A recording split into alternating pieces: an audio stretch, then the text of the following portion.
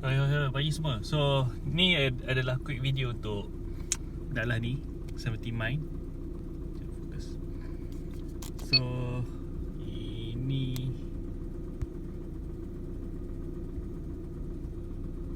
ini inilah set dia. Kau dah pernah tengok dia punya apa video dekat aku punya channel. Aku dah buat apalah something lah. So ADAS ni nak off kan, yang bunyi tu kan, kau boleh off kan. Kau pergi kat setting. Aduh, gelap gila. Lepas tu motion detected for the vehicle ahead. Ni video recording. Motion detected for the vehicle ahead. Ni sound ni kau boleh off kan. Parking surveillance ni dia akan on bila kau off engine. Dia kalau ada gerakan kat engine kau, kat kereta kau, dia akan record. So this the function lah. Ni ADAS. Kau boleh off kan dia punya warning kat sini. Kau boleh off kan. Motion detected for the vehicle ahead.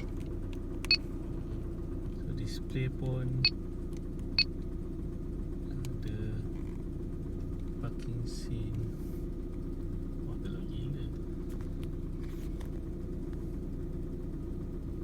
Memang tak nampak.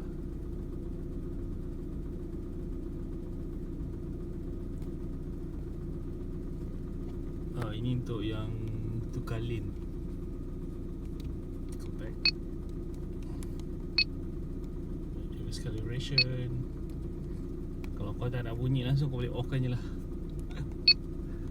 So aku ada dapat banyak soalan macam mana nak routing tu kan semua. Routing tu kereta aku terus naik atas ni, kat sini ada lubang untuk masuk ke bawah aku punya seat, simpan terus masuk ke aku punya ni. Tu routing. And then bateri dia dalam ni ada bateri. So bila kau parking, dia boleh record. Dia bukan record 24 jam bila kau off engine, tapi dia akan record bila dia kereta tergegar ke something happen. And then apa lagi? Benda lah, dia akan start record bila kau start kereta. Bila kau start kereta je dia record. Benda lah kau perlukan memory card untuk record. Kalau tak ada memory card, dia tak boleh function. Macam mana video aku beritahu korang kan. Aku ada buat unboxing. Apa lagi lah. Tu je lah soalan yang aku dapat terima, yang aku boleh jawab lah. Gelap lah. Gelap gila. Dia punya apps boleh digunakan. Kejap bagi aku. Okay, nampak sikit kot. Terang sikit. So apps dia boleh guna Android, iOS, dua-dua ada. Android ataupun Apple. Dia tak perlukan Xiaomi punya phone. Kau boleh guna phone lain. And then apa ya? Gelap gila. Ada gallery lah. Aku rasa kat Soalan stops recording. bila kau pergi ke dia, dekat stop recording. Ni boleh off kan dia punya audio. Kalau tak ada audio kat sini, kau boleh mute kan. So dia akan record video saja. Ni marking.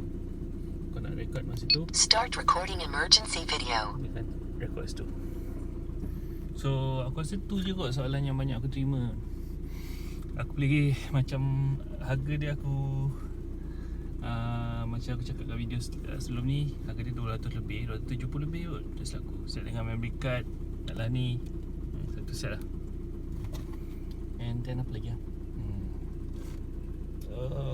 Aku tak boleh beritahu dashcam lain Recording complete.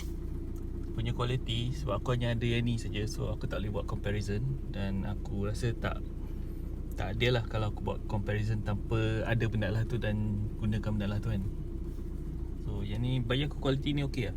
Dia wide, terang-terang. Lepas tu wide angle, dia punya view pun wide angle juga boleh tahan. So tu je lah. Aku rasa tu soalan-soalan yang banyak aku terima. Harga korang tengok kat kedai mana korang beli, dan mungkin dapat lagi murah. Aku beli kat Lazada itu. Aku akan linkkan video yang aku unboxing kat video ni kat bawah. Dan installation lah. Aku rasa tu je kot. Ni semua benda ni kan, dia datang sekali lah dengan tu, macam dalam unboxing. So tu je untuk hari tu je aku nak cakap. Tak ada apa benda lagi Dasha. So macam biasa, komen, like, subscribe. Bye.